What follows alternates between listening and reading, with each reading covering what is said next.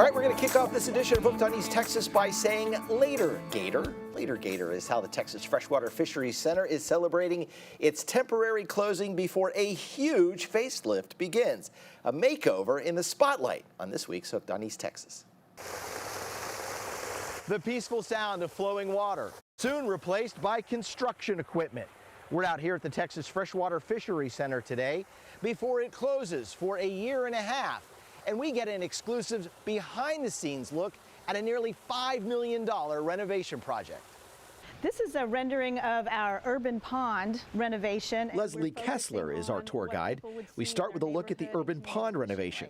She showed us renderings of the upgrade. This is the spawning exhibit, and a lot of people, when they're at the water's edge, will see spawning beds of sunfish, and we're focusing on that in this renovated tank. Plans that you're seeing first here on Hooked on East Texas.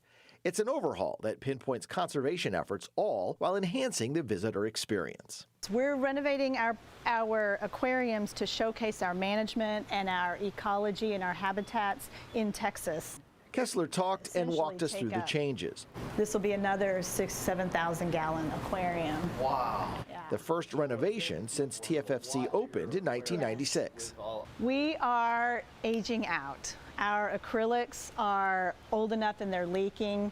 Our life support system part of it is already conked out, and we need to update and upgrade for the health of the fish and the visitor experience. The water here, it'll be a lot clearer in the future. It will be. You'll be able to see 20 to 30 feet back. The privately funded Fisherman's Mecca cost $19 million to build in 1996.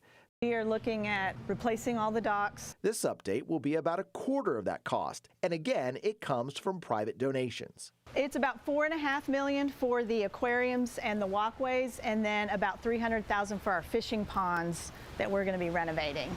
But before any renovation begins, the fish have to find new homes. Draining the tanks and moving the fish, that's the biggest challenge. We're going to have a lot of help from aquariums in Texas and out of Texas have offered to help us move fish, store fish. Our hatchery system, we've got these ponds out here, we're going to be able to use them, and that's going to be the biggest challenge, but also doable. One of the new exhibits highlights and features the Texas Parks and Wildlife ShareLunker program. This is ShareLunker 590. She currently calls the dive tank in the visitor center home, but soon she and other largemouth bass will have new digs.